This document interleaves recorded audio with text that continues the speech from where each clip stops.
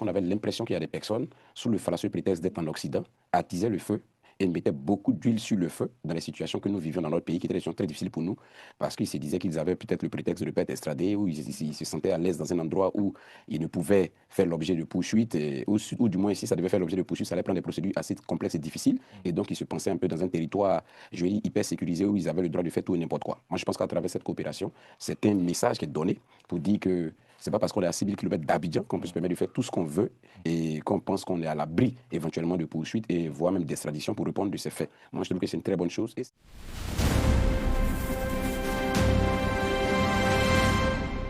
Alassane Ouattara s'attaque aux cyberactivistes ivoiriens installés en France.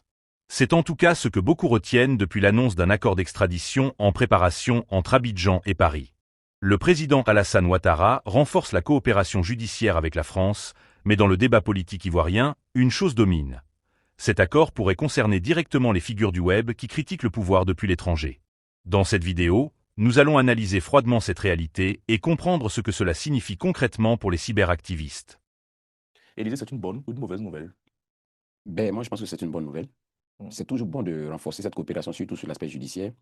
Moi, pour être un observateur de la vie politique depuis plusieurs années, et surtout des situations avec notre pays, notamment au niveau des crises successives, je crois qu'aujourd'hui, il était important quand même à un moment donné que les autorités ivoiriennes et françaises renforcent cette coopération-là, parce qu'on avait l'impression qu'il y a des personnes, sous le fallacieux prétexte d'être en Occident, attisaient le feu et mettaient beaucoup d'huile sur le feu dans les situations que nous vivions dans notre pays, qui étaient des situations très difficiles pour nous, parce qu'ils se disaient qu'ils avaient peut-être le prétexte de ne pas être extradés, ou ils se sentaient à l'aise dans un endroit où ils ne pouvaient faire l'objet de poursuites, ou du moins si ça devait faire l'objet de poursuites, ça allait prendre des procédures assez complexes et difficiles, et donc ils se pensaient un peu dans un territoire, je veux dire, hyper sécurisé, où ils avaient le droit de faire tout et n'importe quoi. Moi, je pense qu'à travers cette coopération, c'est un message qui est donné pour dire que c'est pas parce qu'on est à 6000 km d'Abidjan qu'on peut se permettre de faire tout ce qu'on veut et qu'on pense qu'on est à l'abri éventuellement de poursuites et voire même d'extradition pour répondre de ces faits. Moi, je trouve que c'est une très bonne chose. Et ça, c'est aussi à l'attention aussi bien des gens du pouvoir que des gens même de l'opposition, moi, je pense, et de tout Ivoirien qui croit que peut-être le fait de résider en Occident lui donner un blanc-seing pour dire tout et n'importe quoi, et même souvent de contribuer à exacerber la crise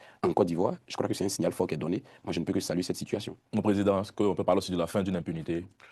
Oh, oui, il serait intéressant. Bon, d'abord, entre la Côte d'Ivoire et la France, il existe depuis bien longtemps, depuis le début des indépendances, je dirais, ce partenariat judiciaire. Donc, c'est pas nouveau. Certainement qu'ils ont renforcé un certain nombre de choses, bien renouvelé ces différents partenariats-là. Mais au-delà de ce que Élysée vient de dire, c'est-à-dire ceux qui pourraient tenter ou être tentés de participer à une sorte d'appel à la violence ou d'autres choses en Côte d'Ivoire, pourraient être poursuivis depuis la Côte d'Ivoire en France ici. Mais il y a aussi la question des criminels. Il y a des gens, on ne peut pas avoir pensé que c'est une affaire politique. On ne peut pas avoir tout en politique. Il y a des gens qui ont tué des gens. Et puis, ils ont la chance de fuir et puis venir en France. Et puis, on peut plus les attraper. C'est compliqué. Il y a des criminels qui sont ici dans ce pays, qui ont profité de l'asile que leur offre la France parce qu'ils ne savent pas réellement ce que ces gens ont commis. Bon, je n'aimerais pas citer le nom de un ici, mais tous les Ivoiriens le connaissent.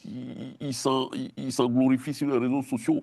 Lui, il a coupé des tendons, il a tué des gens, il a fait ceci et cela. Moi, je pense que ça aussi, c'est une possibilité pour ce type de criminels-là d'obtenir leur, excusez-moi, je disais tantôt que c'est très enrhumé, d'obtenir leur extradition. Et puis voilà, ne regardons pas la chose sur l'aspect uniquement, je dirais, sociopolitique, mais il y a véritablement dans notre pays des gens qui ont commis des crimes de sang qui nécessitent d'être extradés quand la justice aura besoin d'eux et les entendre sur un certain nombre de faits. Jean-Yves.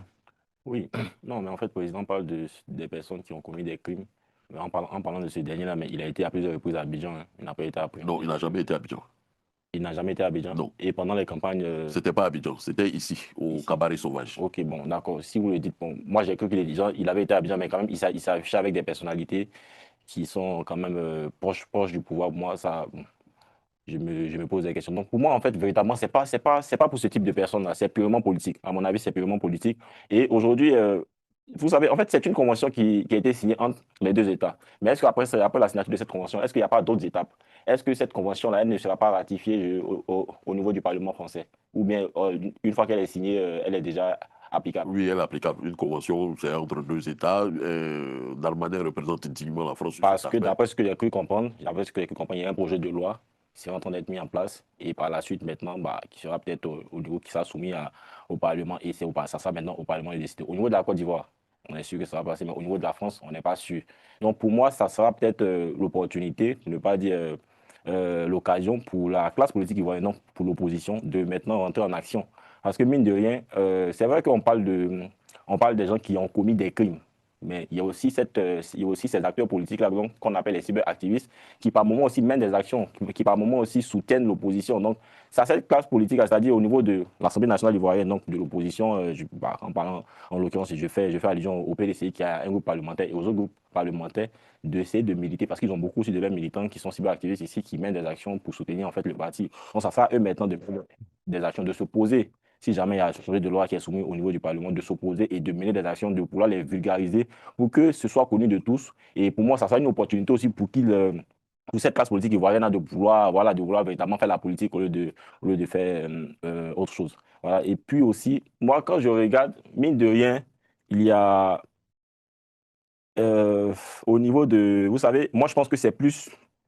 En fait, ça ne va pas passer pour moi parce que, je vais dire, c'est plus un folklore, c'est plus pour se faire voir parce que lorsqu'on finit de faire cette signature-là, auparavant, il y a aussi, je crois, au niveau de la ministre de la justice malgache, qui a aussi été reçue par Gérald Damané aussi, qui a... C'est très précis, elle demande le jugement du président, de l'ancien président malgache. Oui, donc en fait, je veux dire que c'est dans cette même veine-là. Donc c'est après avoir reçu les différents présidents, donc le président ivoirien et le président malgache, à la suite de ça, on a eu ces deux, je dirais, ces deux conventions de signer. Donc pour moi, c'est juste des actions politiques qui, pour moi, n'iront pas bien loin. Qui, pour moi, n'iront pas bien loin, vont simplement mourir et puis bon, voilà quoi. Norbert. Ah ben moi, je suis pour la liberté d'expression sans entrave. Le président Macron n'est pas de cet avis. Alors, Norbert, peut-être directement, vous, sur ce qu'on appelait les isolés d'opinion. Hein. Les prisonniers. Pardon, je sais pas comment. Excusez, je suis un peu malade aussi comme le président. Mais pour tout le monde, vous attaquez directement sur les cyberactivistes. Pour vous, pas du tout. Automatiquement, vous commencez par la liberté d'expression. Oui, parce qu'on vient d'en parler. Élysée a parlé de ces cyberactivistes. Jean-Paul est rentré un peu plus dans les détails. On était en train de parler de ça. Moi, je suis pour la liberté d'expression et j'estime qu'elle est une et indivisible. On prend tout ou on prend rien. Deuxièmement, le président Macron. Président, je suis français, je dis que ces tentations liberticides, notamment concernant la liberté d'expression et de pensée des journalistes, sont connues. Okay, par moment et à plusieurs reprises, il a été soucieux et désireux de museler la presse, y compris la presse bien établie, quoi. Obliger un journaliste, par exemple, à citer que j'ai jamais fait de toute ma carrière, sous la hache, je ne parlerai pas. Si quelqu'un me donne une information, elle est en lieu sûr entre mes deux oreilles. Bon, voilà. Ça, c'est Macron. Alors, la liberté d'expression, j'ai l'impression qu'à force de vouloir lui taper dessus, à force de vouloir la restreindre, ça finit par faire tache d'huile et contaminer, y compris certains journalistes. Quand j'entends, par exemple, sur le plateau, à l'instant, de la bande à Carlyle, que des confrères se réjouissent parce qu'on va pouvoir limiter la liberté d'expression, je m'inquiète énormément. Ça m'inquiète beaucoup, mes chers confrères, de vous entendre dire des choses comme ça. Vous vous habituez à ça. Seulement, le contraire de la liberté d'expression, ça s'appelle le totalitarisme. Donc pour l'instant, j'en reste là. Je ferai quand même une petite remarque, c'est que apparemment vous en savez beaucoup plus que moi sur le contenu de cette convention qui a été signée entre la France et la Côte d'Ivoire. Que je sache, ils sont pas au moment où on parle, ils ne sont pas rentrés dans les détails pour savoir qui était visé. C'est là où, Carlyle, je te rejoins. Moi, je ne sais pas si ça concerne... C'est ma question. Mais personne n'en sait rien. Vous pensez à ça parce que peut-être que, je ne sais pas, c'est un sujet qui vous passionne. Peut-être que vous avez raison. Mais je ferai remarquer que par le passé, lorsqu'il y avait des problèmes concernant des criminels, ça fonctionnait. Je vous donne un seul exemple. Le chef du gang des barbares qui a un jour assassiné Ilan Halimi, il est allé se réfugier en Côte d'Ivoire. La France a demandé son extradition.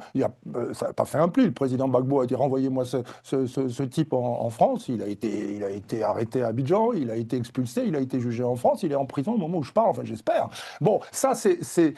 Donc qu'est-ce qu'il y a de plus ? Qu'est-ce qu'il faut de plus? Moi, je ne suis pas sûr que ça concerne vraiment les machins. Enfin, dernière petite remarque, je peux, concernant l'État, la puissance publique. La puissance publique veut-elle se réserver le monopole de la désinformation?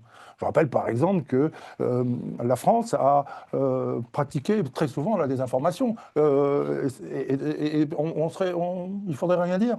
Enfin, une illustration. Quand la France dit que le président Gbagbo a bombardé le marché d'Abobo, c'est de la désinformation pure et simple. Quand la France dit que le président Gbagbo a mitraillé les femmes d'Abobo qui manifestaient, les femmes du RDR, c'était de la désinformation. Ça a été jugé, ça a été bien instruit pendant des années. On a mis le président Gbagbo en prison et puis on a vu que c'était faux. Quand on pratique la désinformation pour pouvoir ensuite éjecter un pouvoir et faire de l'ingérence dans un pays étranger, ça voudrait dire que la puissance publique a seule le droit, le monopole de la désinformation, inventer des calembredaines, inventer des histoires qui ne tiennent pas debout pour pouvoir aboutir à ses fins. Ça s'appelle une dictature. Alors si le président Macron est tenté par ce genre de choses, eh ben, qu'il fasse très attention, hein, parce que dans un an, il n'est plus président de la République. Et après, on va voir ce qui va se passer. Donc moi, je mets en garde, on ne touche pas à la liberté d'expression. Et je le dis, y compris pour des journalistes ivoiriens qui veulent manipuler l'information, me faire passer moi, par exemple, pour un lobbyiste de je ne sais qui,